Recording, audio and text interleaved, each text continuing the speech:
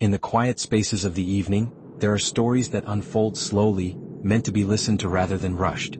This is one of those stories. It begins in a family and it moves through loss, waiting, and time. Joseph was the son of Jacob, born to him in his old age. Jacob loved Joseph more than all his other sons, and this was known within the household. To mark this love, Jacob made for Joseph a long robe, finely crafted, setting him apart. Joseph had brothers, many of them, and they saw the favor their father gave him. Their hearts grew heavy with resentment. They could not speak to Joseph peacefully. Joseph also dreamed dreams. In one dream he and his brothers were binding sheaves in the field. Suddenly, his sheaf rose and stood upright, and the sheaves of his brothers gathered around and bowed to it. When Joseph told this dream to his brothers, their anger increased. They asked him if he truly meant to rule over them. He dreamed again.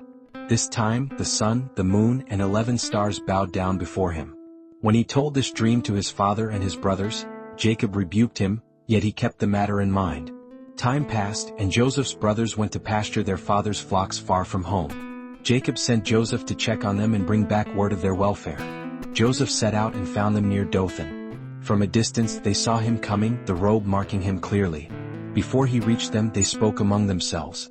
They called him the dreamer. They plotted to kill him and see what would become of his dreams. Reuben, the eldest, heard this and sought to save him. He suggested they not shed blood, but instead cast Joseph into a pit in the wilderness. His intention was to rescue him later and return him to his father. They stripped Joseph of his robe and threw him into the pit. It was empty with no water in it. As they sat down to eat, they looked up and saw a caravan of Ishmaelites coming from Gilead. Their camels were carrying spices, balm, and myrrh on their way to Egypt. Judah spoke and said it would be better to sell Joseph than to kill him, since he was their brother. The others agreed. They sold Joseph for 20 pieces of silver. He was taken to Egypt. When Reuben returned to the pit and found Joseph gone, he tore his clothes. The brothers took Joseph's robe, dipped it in the blood of a goat, and brought it to their father. Jacob recognized the robe. He believed a wild beast had devoured his son. He mourned many days and would not be comforted. Meanwhile, Joseph was brought down to Egypt. He was sold to Potiphar, an officer of Pharaoh and captain of the guard. The Lord was with Joseph. He found favor in Potiphar's house and was put in charge of all that his master owned.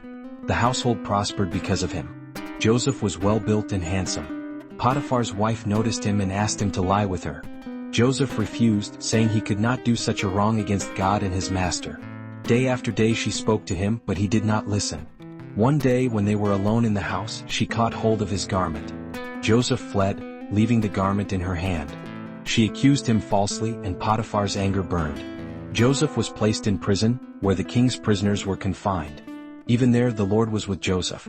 He found favor with the keeper of the prison and was given responsibility over the other prisoners. Sometime later, Pharaoh's cupbearer and baker offended their lord and were imprisoned.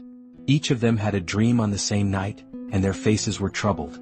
Joseph noticed and asked why they were distressed. They said there was no one to interpret their dreams. Joseph listened. He interpreted the cupbearer's dream as restoration to his position within 3 days. The baker's dream he interpreted as death within the same time. Joseph asked the cupbearer to remember him when it went well, and to speak on his behalf to Pharaoh. But when the cupbearer was restored, he forgot Joseph. 2 full years passed. Pharaoh himself dreamed. He saw 7 healthy cows rise from the Nile, followed by 7 thin cows that devoured them. He dreamed again of 7 full ears of grain swallowed by 7 thin ones. None of Pharaoh's wise men could interpret the dreams. Then the cupbearer remembered Joseph. Joseph was brought from the prison, shaved and clothed. He stood before Pharaoh and said that interpretations belonged to God. Joseph explained the dreams. 7 years of abundance were coming to Egypt, followed by 7 years of severe famine. He advised Pharaoh to appoint a wise man to store grain during the years of plenty. Pharaoh recognized wisdom in Joseph. He placed him over all the land of Egypt, second only to the throne. Joseph was given authority, a signet ring, fine garments, and a new name. He traveled through the land, gathering grain. The famine came just as Joseph had said. People from many lands came to Egypt to buy food. Joseph's brothers also came, not recognizing him. They bowed before him, fulfilling the dreams of long ago. Joseph recognized them but spoke harshly and tested them. He accused them of being spies and imprisoned them briefly. He demanded they bring their youngest brother, Benjamin. He kept Simeon as a pledge and sent the others home with grain. They returned with Benjamin as their father reluctantly allowed. Joseph was moved when he saw his brother but restrained himself. He tested them again, placing his silver cup in Benjamin's sack. When it was found, Judah offered himself in Benjamin's place. Joseph could no longer hold back. He sent everyone out and wept aloud. He revealed himself to his brothers. They were afraid. Joseph told them not to be distressed.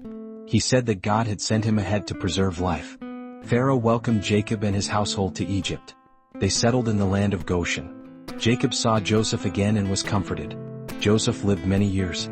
Before his death, he spoke of God's promise and asked that his bones be carried from Egypt when the time came. And so the story rests not in haste but in time.